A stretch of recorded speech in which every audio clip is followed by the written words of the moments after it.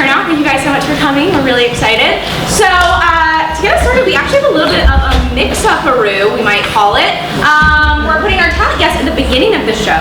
Ooh. So, yeah, intrigue. So please welcome to the stage, performing stand-up comedy for all you all, Max Feldman. Yeah!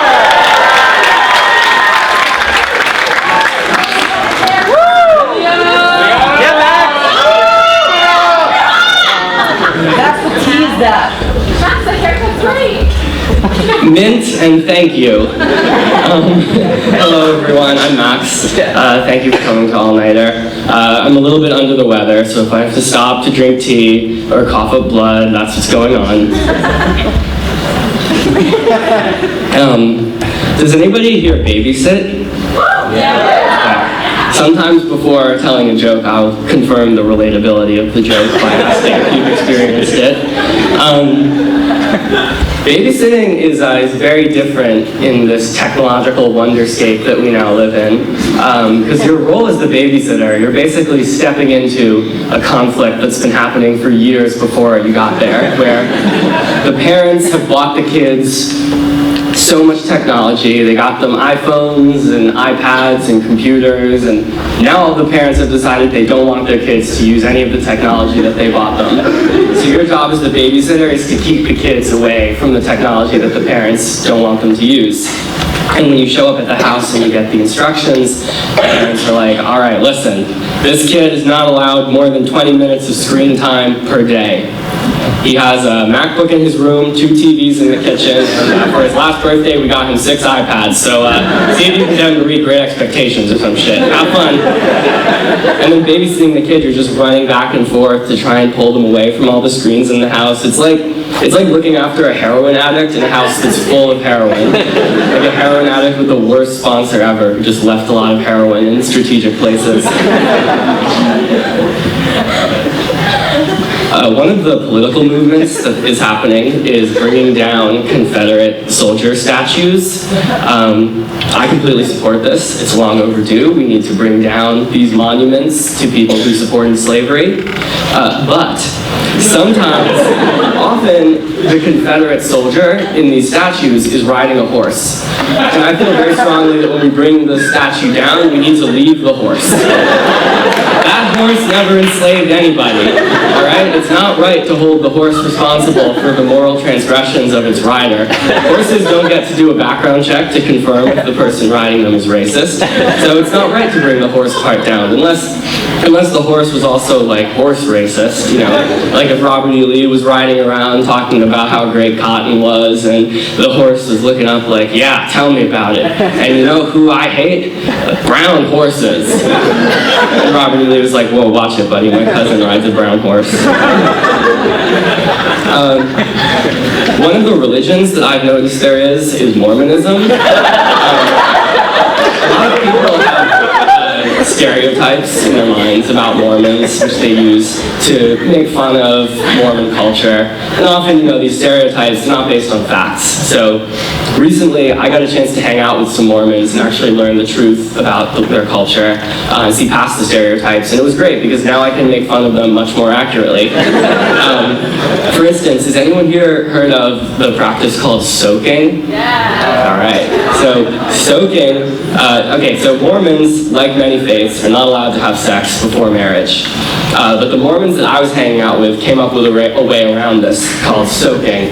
And basically it's like sex, and so there is insertion, but no movement. So the penetration that often begins a sexual encounter takes place, and then both parties hold perfectly still and don't do anything or say anything. And the thinking is that if you don't move, God can't see you. Because I understand that in the Mormon faith, God is like a T-Rex. And his eyes are like motion, so if you're perfectly still, you can do whatever you want. This leads me to believe that on the weekends, the Mormons are out holding crazy parties, drinking, smoking, having sex, and every now and then someone will be like, wait, God's watching, and then they freeze. And okay, we're good. And they start again.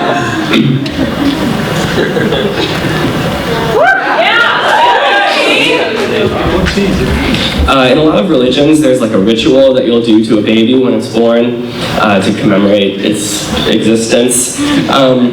You know, like baptism or circumcision or whatever. It's a lot like hazing, actually. It's like you're hazing the baby into the frat of being alive. But you know, there are differences in the kinds of hazing. So Christianity with baptism, kind of like the chill frat that's not really into hazing. They're just going to put you in a funny little dress and pour water on your head, it's fine.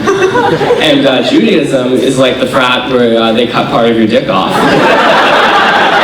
Judaism is like the frat where every year you're like, are they still doing that thing where they cut off the pledge's dicks and you like, think the administration's going to step in, and there's like a USA Today article about the dangers of fraternities.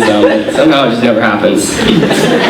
I think that if I ever have a child, I would only be okay with the child being baptized if we could combine the Christian ritual of the baptism with the carnival ritual of the dunk tank.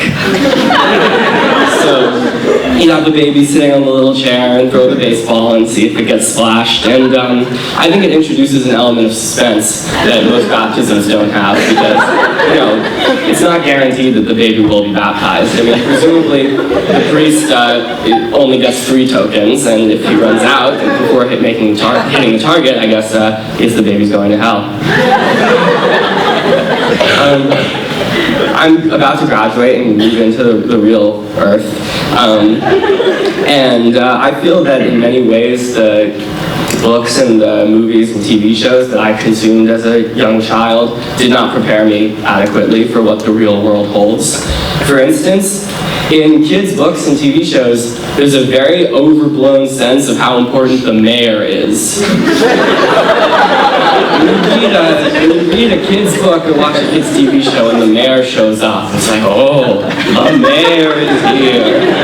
It's Mayor Prickles, and the mayor comes and it's like a porcupine wearing a top hat and glasses, and he gets to be very serious and oversee everything happening in the town.